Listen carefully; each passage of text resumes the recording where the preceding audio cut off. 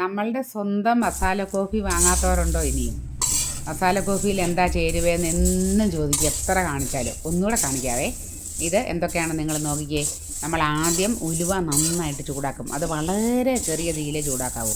അതിന് ശേഷമാണ് നമ്മൾ ജീരകം ചേർക്കുന്നത്. അതിൻ്റെ കൂട്ടത്തിൽ നമ്മൾ പിന്നെ നമ്മുടെ ഏലക്കായും സ്വല്പം ചുക്കും ചേർക്കും. അത് നന്നായിട്ട് പൊടിച്ചെടുക്കും. വറുത്ത് പൊടിച്ചെടുത്തിട്ട് നല്ല ചൂടായിട്ട് പൊടിപ്പിച്ചോട്ട് വന്ന നമ്മുടെ കോഫി പൗഡറാണ്. കണ്ടോ, നല്ല ചൂടാണ്.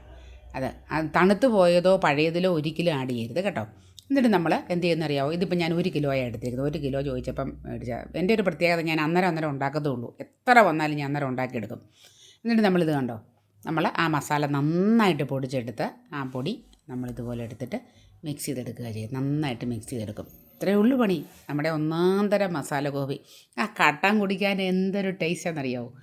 അതുപോലെ പാൽ കാപ്പിക്ക് ഉപയോഗിക്കാൻ കൊള്ളാം കേട്ടോ. എന്താ കട്ടന എനിക്ക് ടേസ്റ്റ് തോന്നാറുള്ളത്. അപ്പോൾ ഒട്ടും നിങ്ങൾ താമസിക്കേണ്ടായിരിക്കും. ധൈര്യപൂർവ്വം നല്ല മസാല കോഫി വാങ്ങിച്ചോളൂ. ഞാനല്ലേ ഗ്യാരണ്ടി.